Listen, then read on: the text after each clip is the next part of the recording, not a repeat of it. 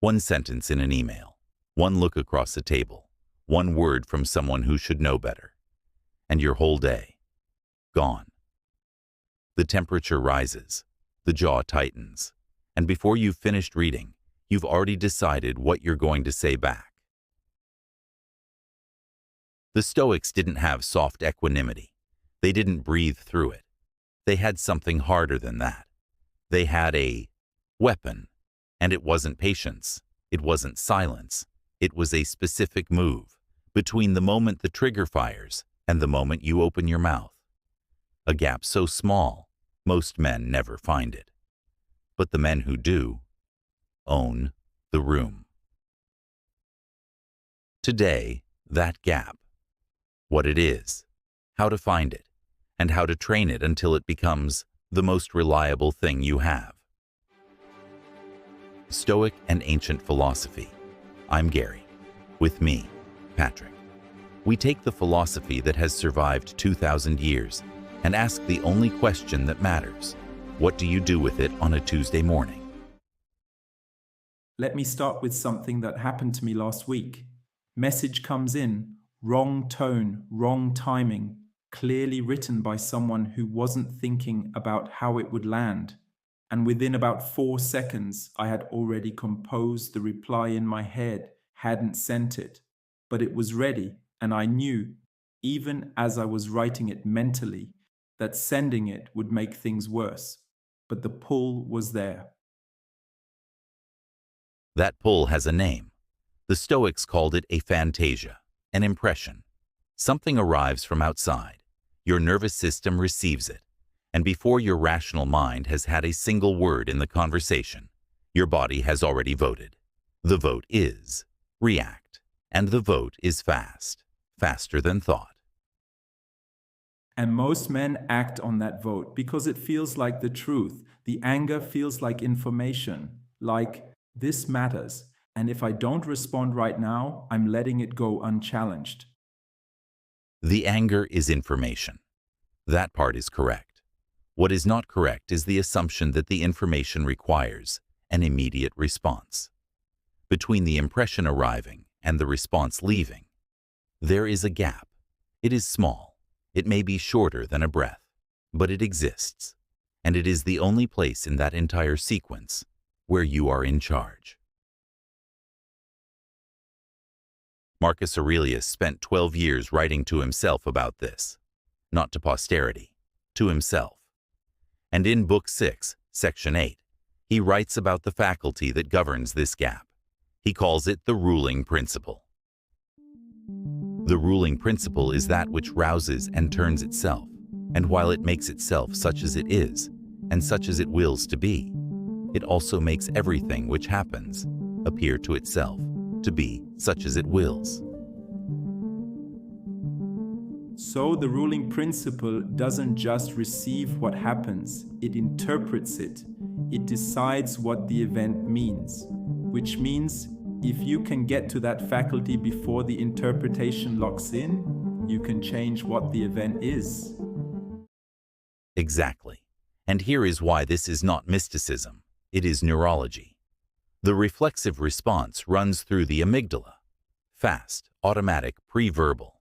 The ruling principle Marcus is describing runs through the prefrontal cortex. Slower, deliberate, but available. If you train the habit of reaching for it. The gap between those two systems is not a philosophical abstraction. It is a measurable interval. Neurologists call it the refractory period. Marcus called it the ruling principle. The name doesn't matter. The practice does. So it's not about suppressing the first response. It's about inserting a second one before the first one gets to act. The reflex fires. And then, if you've trained it, something else fires too. Something that asks, is this mine to answer right now? Tomorrow morning, before you leave the house, one thing. Find the gap. Not in a crisis, in something small. The coffee is wrong. The traffic is bad. Someone cuts you off. Notice the impression arrive. Notice the vote form. And then, wait. One breath. That is the entire practice at this stage. You are not trying to feel nothing. You are learning to find the interval, because you cannot use a gap you have never located. Finding the gap is the first move, but the Stoics didn't stop there.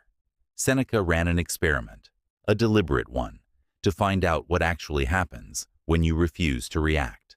Not what you feel, what happens. The answer is not what most men expect. That's segment 2. He was writing about anger, 3 books on it, and at some point he stopped theorizing and started testing. The test was simple. When the impulse to react arrives, do nothing. Not suppress, not swallow, nothing. Observe, and then record what actually happens.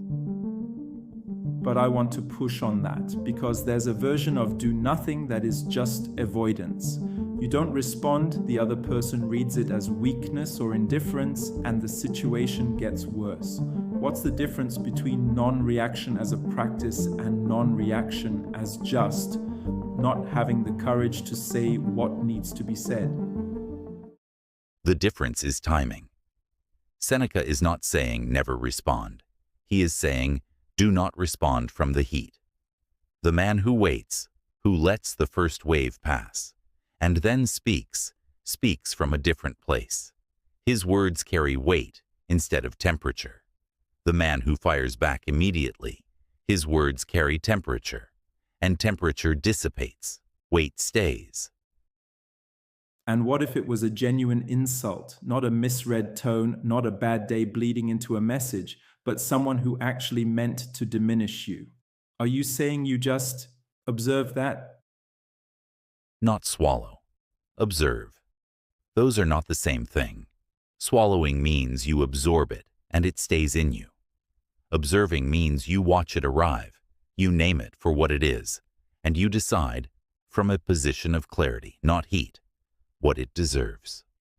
The insult that is met with silence, and then a measured response, is far more devastating to the person who delivered it than the insult met with an explosion. Because the explosion is what they wanted.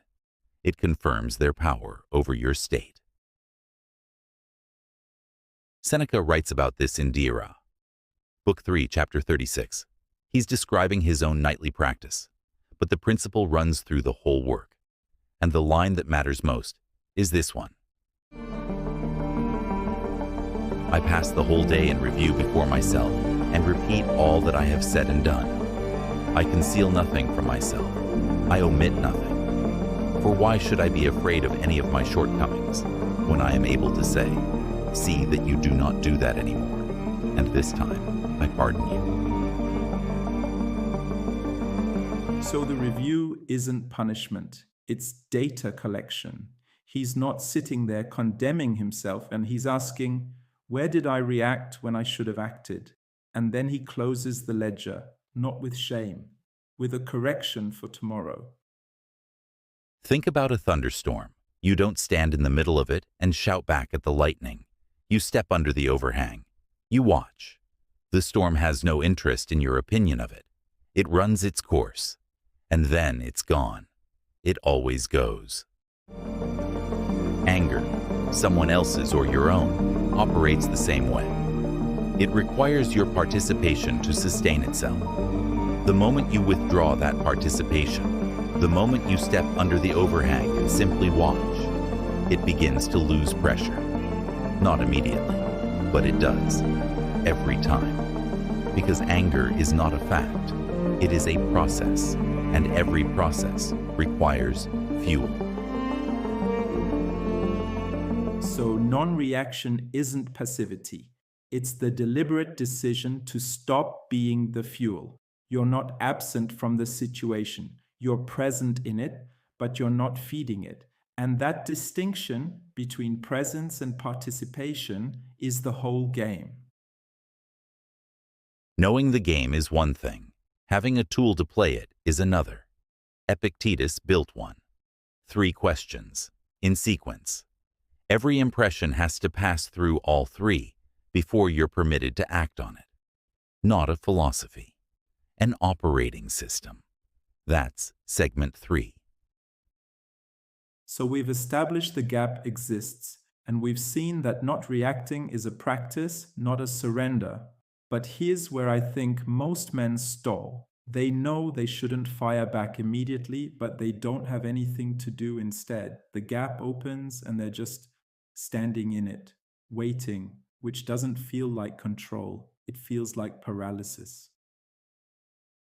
Epictetus solved that problem. He gave the gap a function, not just a pause, a sequence. 3 questions run in order every time an impression arrives that demands a response. He called the underlying principle the most important distinction in philosophy. Chapter 1 of the Enchiridion, his first sentence. Some things are in our control and others not. 9 words, but the entire operating system runs on them. And in Chapter 5, he makes the mechanism explicit. Men are disturbed not by the things which happen, but by the opinions about the things.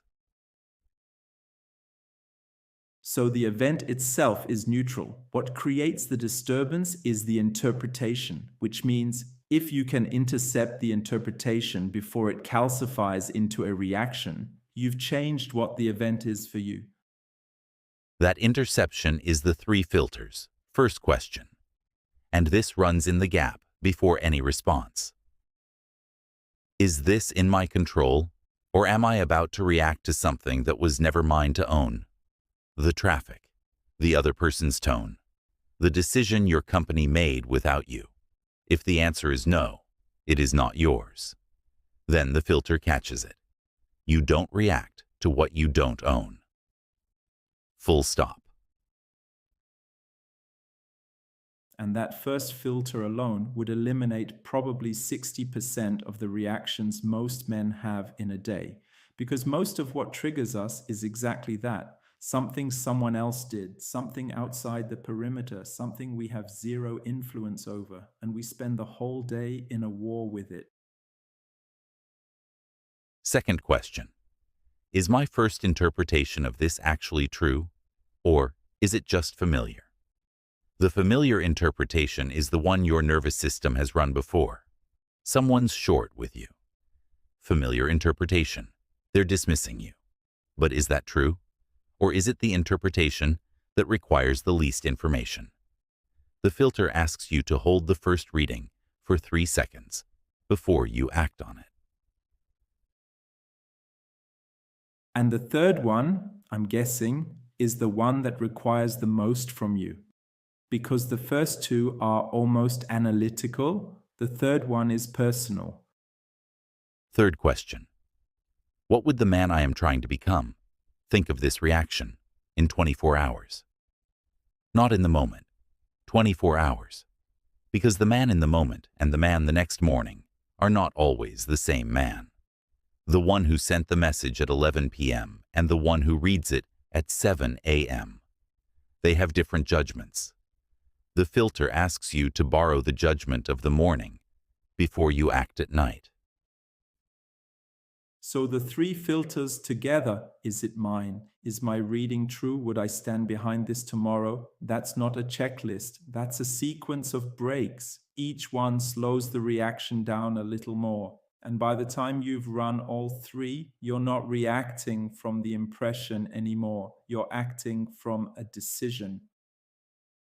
Knowing the filters is not the same as having them available when the temperature rises. That is a training problem. And training problems have a specific solution, one that Musonius Rufus and Marcus both understood. Not insight, repetition. That's segment 4. Here's what I keep running into. I understand the gap. I understand the filters. And then someone says something in a meeting, something that lands wrong, and all of it goes. The gap closes in about half a second and I've already responded before I've run a single filter, and then I'm sitting there thinking, I know better than this. That is not a failure of understanding. That is a failure of training. And the distinction matters, because if it's an understanding problem, you read more. If it's a training problem, you practice more. Musonius Rufus, Epictetus's teacher, was the most practical Stoic of all of them. He understood that the mind and the body train together. You cannot think your way to a reflex. You have to build it. No man goes to the gym once and expects a different body. But with emotional control, we expect that one insight, one good episode, one good book should change the pattern. It doesn't. The pattern changes through repetition, under load, progressive overload. The same principle that builds physical strength builds this. So what does that actually look like? Because practice non-reaction is not an instruction. What do you actually do on a Tuesday? 3 things. The first is the simplest and the hardest to actually do. When the impulse arrives, 5 seconds. That's it. You don't need to run the filters yet. You don't need to decide anything. 5 seconds. Count them if you have to. Because in those 5 seconds, the amygdala response begins to lose pressure. The prefrontal cortex comes online. The gap, which felt like it had closed, reopens. 5 seconds is not a pause. It is a reboot. And the second one, I'm guessing, is the evening review, which we've touched on before. But here it has a specific question attached. 1 question. Before you sleep. When did I react today instead of act? Not, did I do well? Not, was I a good person? When did the impression arrive faster than the filter? 1 honest answer. You name it. You don't punish yourself for it. You note it. And you bring it to tomorrow as a target. The man who can name his trigger is the man who has already begun to diffuse it. Third, and this is the one that requires the most from you. Identify 1 recurring trigger. The colleague who always has a comment. The conversation with a family member that always goes the same way. The news cycle that reliably takes your morning. 1 trigger. And for 7 days, do not react to it. Not suppress. Not avoid. Stay present. Watch it arrive. Run the filters. And then, choose. You will fail on some of those days. That is not a setback. That is the training. The muscle tears before it grows. Every time. So the whole architecture is this. You find the gap, you run the filters, and then you train the sequence until it's available under pressure. Not because you've become someone who doesn't feel the trigger, because you've become someone who owns what happens next. 3 tools, 1 gap, 7 days. Let's bring it together. 3 anchors. The first, the 5-second rule. When the impulse arrives, before any response, 5 seconds. Count them. That is the gap made physical. The second, the 3 filters. Is it mine? Is my reading true? Would I stand behind this tomorrow? Run them in sequence, every time. The third, the evening audit. 1 question before sleep. When did I react today instead of act? 1 honest answer, 1 target for tomorrow. The Stoics didn't practice non-reaction because they felt nothing. They practiced it because they understood that the man who controls his response controls the outcome. Not always, but far more often than the man who doesn't. If this gave you a method, not a speech, share it with one man who reacts too fast, not because he's weak, because nobody ever showed him that not reacting is the hardest form of control there is. He's out there, and he's tired of inspiration. This is Stoic and ancient philosophy, and this was the method. See you next Friday.